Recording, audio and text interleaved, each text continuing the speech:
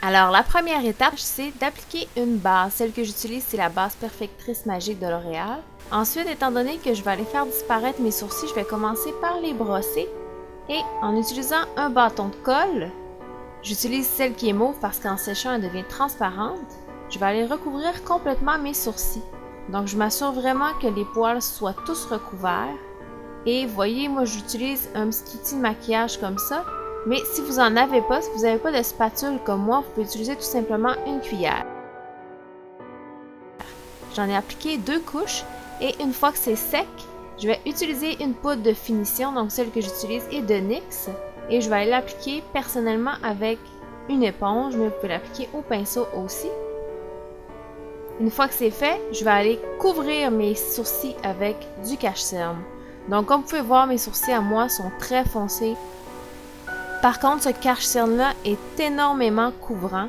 Alors, je ne mettrai pas 2 couches de cache-cerne. Je vais mettre du fond de teint un petit peu plus tard.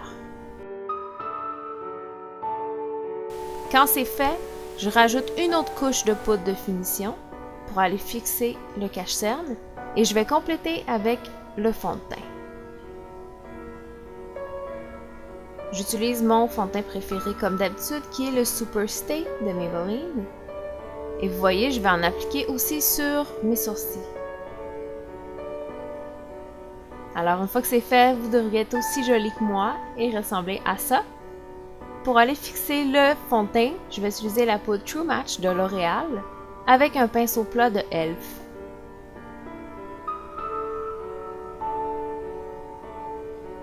Alors, c'est là que j'utilise ma palette de contour et highlight de NYX. Et vous pouvez voir les plis des pommettes quand on sourit. Donc, je vais aller rehausser le tout. Je vais suivre la forme et je fais pas comme si je faisais du contour. Je me rends pas jusqu'à mes tempes. Je suis vraiment seulement la forme de la pommette. Ensuite, je vais utiliser un pinceau plus petit puis je vais suivre les lignes juste en dessous. Parce qu'une poupée de ventriloque, habituellement, ça a vraiment les plis de sourire très prononcés. Je vais prendre un plus petit pinceau et une couleur plus foncée, puis je vais aller souligner la couleur que j'ai déjà mise sur mes pommettes. Donc, il faut vraiment exagérer pour que ce soit vraiment plus intense. Faut vraiment pas vous gêner. Même moi, je trouve que j'en ai pas mis assez. J'aurais dû y aller peut-être avec quelque chose de plus foncé, mais c'est pas très grave.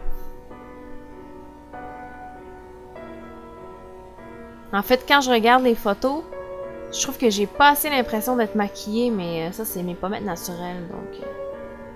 Avec la même couleur, mais un pinceau angulaire, je vais vraiment aller tracer une ligne. Donc, il faut faire attention puis pas aller dans le pli, parce que si vous allez dans le pli, vous allez être trop bas. Une fois que c'est fait, je prends un petit pinceau pour aller mélanger ma couleur avec le reste.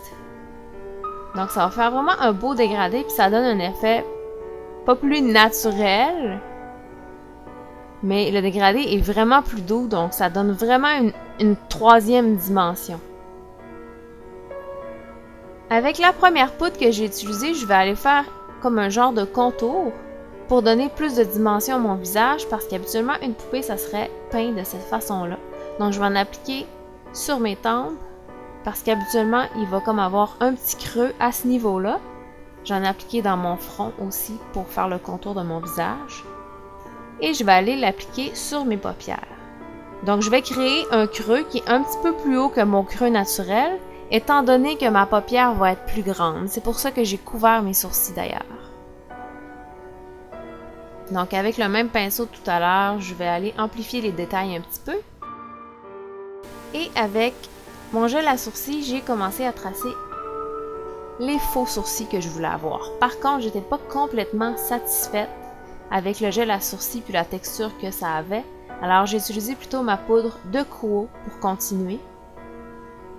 Et j'ai mouillé mon pinceau. Avec la même poudre, j'ai tracé ce qui est la partie de mâchoire qui est amovible. Donc, dans les deux côtés de ma bouche. J'aurais pu vraiment aller au coin réel de ma bouche, mais habituellement, les poupées de ventriloque ont vraiment une bouche très large. Ensuite, je prends mon Jumbo Pencil dans la couleur Milk de NYX encore, que je vais appliquer sur le dessus de ma paupière, mais je vais aussi aller l'appliquer dans la muqueuse en dessous, puis même un petit peu plus bas que ma muqueuse. C'est ce qui va donner l'impression que j'ai vraiment des gigantesques yeux.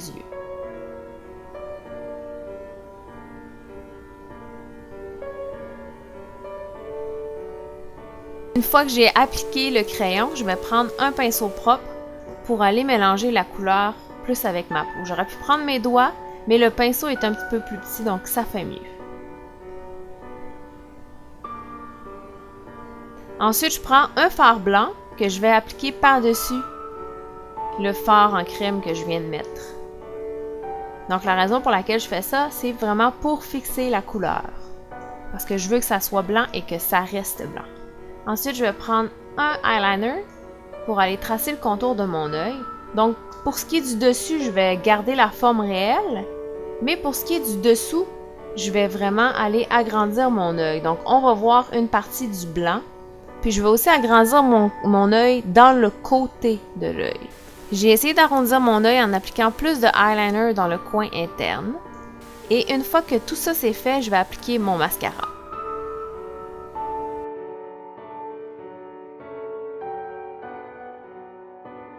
Alors, j'utilise des très grands faux cils, donc c'est les numéros 102 de Coco. Donc, je me cherchais une occasion de les porter parce qu'ils sont vraiment intenses, ces faux cils-là. Puis, je me suis dit que pour une poupée, c'était parfait. Ensuite, je prends les Ardell Spiky, qui ne sont pas des faux cils pour le dessous de l'œil, mais je les utilise quand même en dessous de mon œil. Donc, il faut faire attention d'aller vraiment les placer en dessous de vos cils naturels. Puis ensuite, pour aller contraster avec l'œil, je suis allée appliquer mon cache-cerne juste en dessous. Donc, pour délimiter le tout. Et je vais aller mélanger tout ça. Donc, encore une fois, comme le contouring que j'ai fait sur ma pommette, ça va vraiment ajouter de la dimension à mon maquillage. Ensuite, je vais prendre un blush très rosé. J'aurais même pu en prendre un qui est plus rouge. Puis je vais y aller très intensément. Donc, si vous regardez une poupée de ventriloque, vous allez voir les joues, c'est très foncé. Une fois que c'est fait, je prends un rouge à lèvres rouge. Donc, j'utilise le Provocalypse de Rimmel. Et je vais aller l'appliquer partout sur mes lèvres, mais aussi en dépassant un petit peu dans les côtés pour aller me rendre jusqu'aux 2 lignes que j'ai tracées.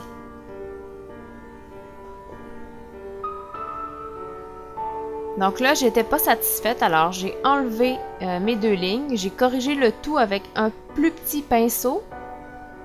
Donc j'ai comme créé un effet de moustache, si on veut. Et pour que ce soit vraiment parfait, parfaitement corrigé, j'ai utilisé mon cache-cerne pour aller délimiter le bas de ma bouche. Puisque j'ai déjà créé l'ombre, pour la mâchoire, je vais prendre un eyeliner que je vais aller tracer par-dessus. Et je voulais créer des points de lumière parce qu'une poupée de ventriloque, ça reflète énormément la lumière parce que c'est comme un petit peu verni. Alors j'utilise encore mon Jumbo Pencil de NYX que je vais aller appliquer sur les points de lumière dans mon visage.